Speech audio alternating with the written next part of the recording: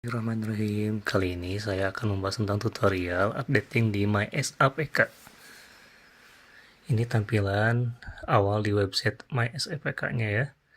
Dan ini adalah tampilan ketika kita selesai mengupdate ke-12 item yang harus kita update.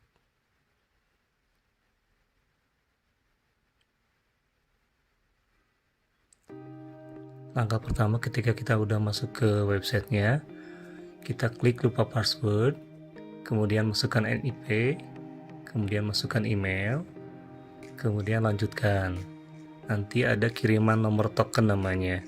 Setelah ada kiriman nomor token, nanti kita masukkan password yang baru, terdiri dari huruf besar, huruf kecil, dan angka. Tapi ketika kita lupa password email atau emailnya, kita bisa hubungi ke bagian SDM masing-masing ya.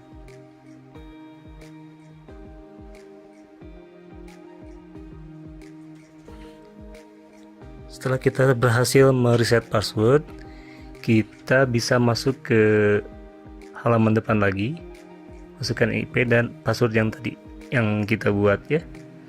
Setelah masuk, ini tampilan yang harus kita update. Waktu yang tersisa tinggal 48 hari lagi sampai 14 Oktober 2021. Kemudian klik lengkapi data mandiri.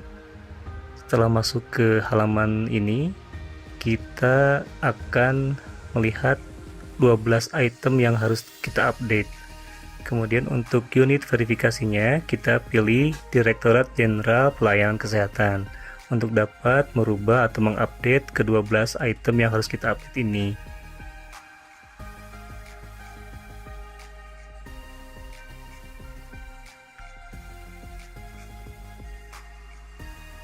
Setelah kita pilih unit verifikasinya, kita klik simpan.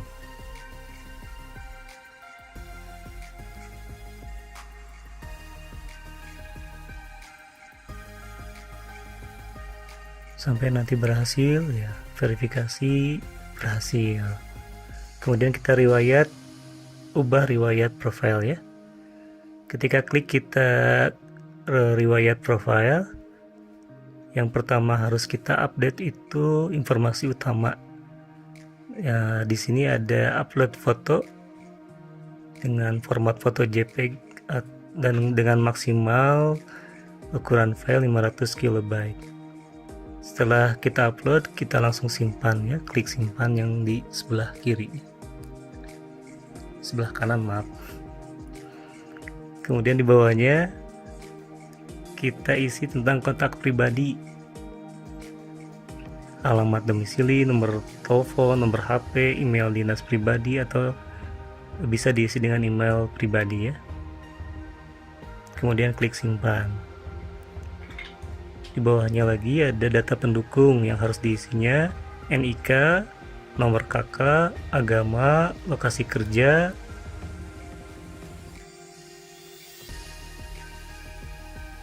kemudian nomor NIP, NPWP, tanggal NPWP, nomor BPJS Kesehatan, nomor Karis Karsu. Ini kalau belum punya bisa dikosongkan aja.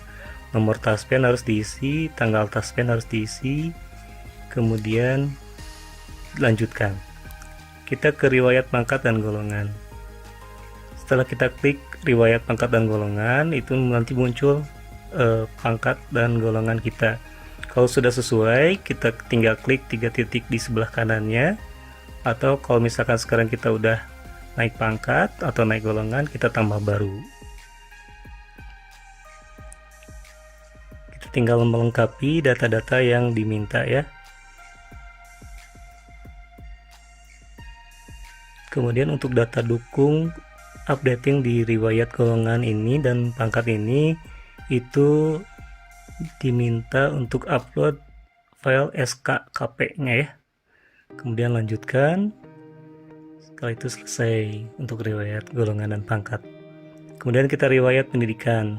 Setelah kita klik riwayat pendidikan, maka akan muncul pendidikan yang kita tempuh. Contoh misalkan sekarang S2 manajemen rumah sakit. Kalau misalkan sudah sesuai, kita tinggal melengkapi, tinggal mengedit di sebelah kanannya 3 titik itu, kita lengkapi. Kalau sudah lengkap semua, kita lanjutkan. Untuk data dukungnya diminta untuk upload ijazah dan transkrip nilai, itu harus dilanjutkan. Kemudian ke riwayat jabatan. Ketika kita klik riwayat jabatan, akan muncul jabatan yang sebelumnya atau yang terkini. Kalau misalnya sesuai, kita klik tambah, akan muncul data isian seperti ini. Data dukungnya SK jabatan, kemudian klik lanjutkan. Kemudian sekarang riwayat PMK atau peninjauan masa kerja. Kalau kita pernah mengajukan peninjauan masa kerja, maka kita klik tambah. Tapi kalau kita belum pernah mengajukan peninjauan masa kerja, maka klik data riwayat PMK sudah sesuai. Kemudian kita ke riwayat CPNS dan PNS. Kita klik, maka akan muncul nama kita dan NIP kita. Kita diminta untuk melengkapi aja, kita klik 3 titik di sebelah kanannya. Kita lengkapi data-datanya. Untuk SPMT dan PRP itu bisa dikosongkan ya.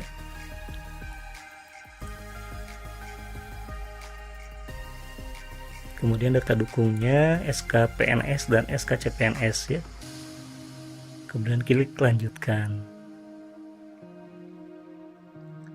Kemudian ke riwayat diklat.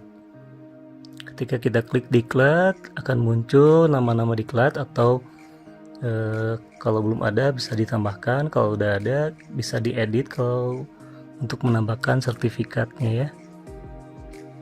Isi data-datanya.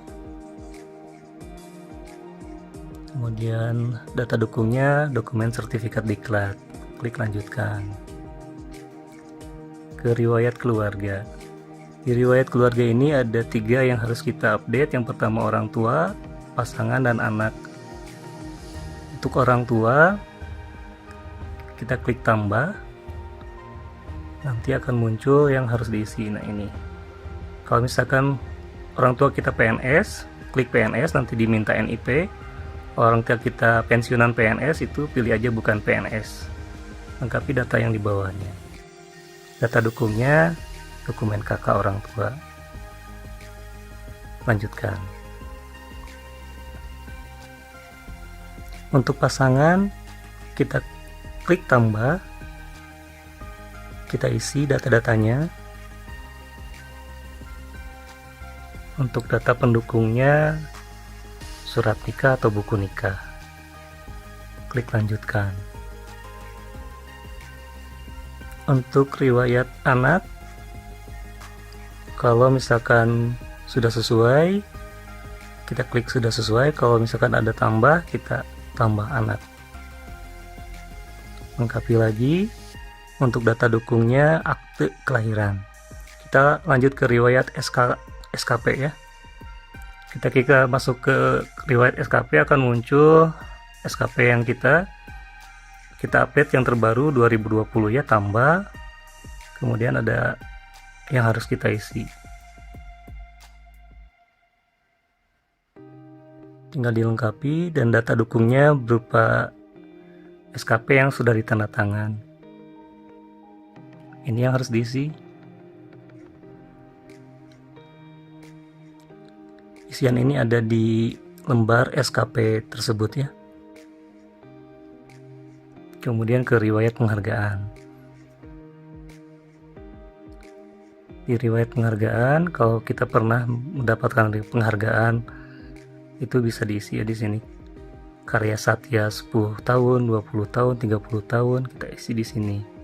Data dukungnya sertifikat penghargaan tersebut.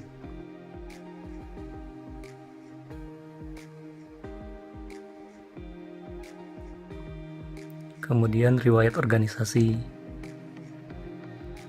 Kalau kita pernah aktif di organisasi, bisa kita klik tambah, kita masukkan data-datanya, data dukungnya, sertifikat organisasi. Tapi kalau kita belum aktif atau nggak aktif di organisasi, bisa klik data riwayat organisasi sudah sesuai.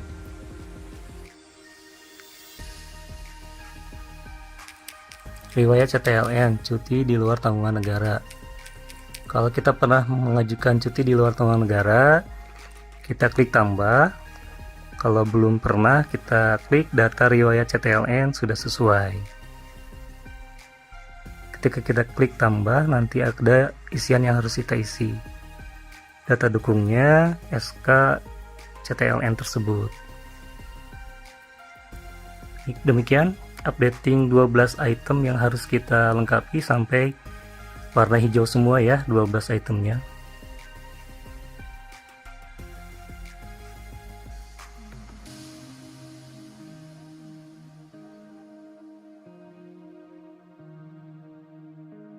Mengecek pengajuan kita, nanti kita bisa cek di sebelah kanan ada history pengajuan. Di sana nanti muncul apa-apa saja yang sudah kita update.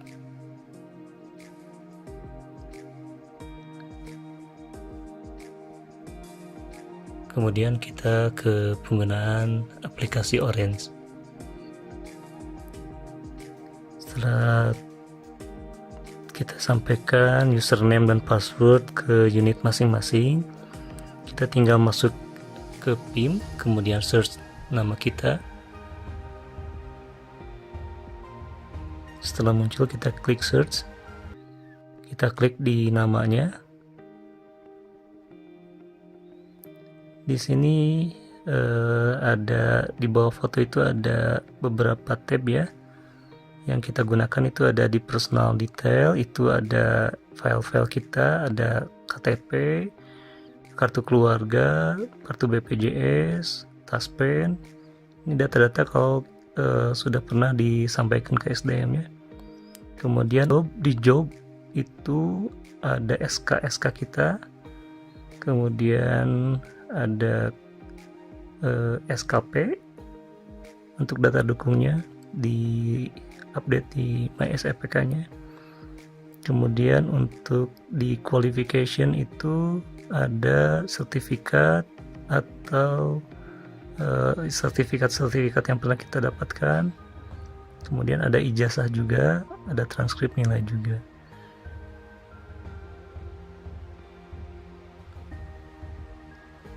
Demikian yang bisa saya sampaikan.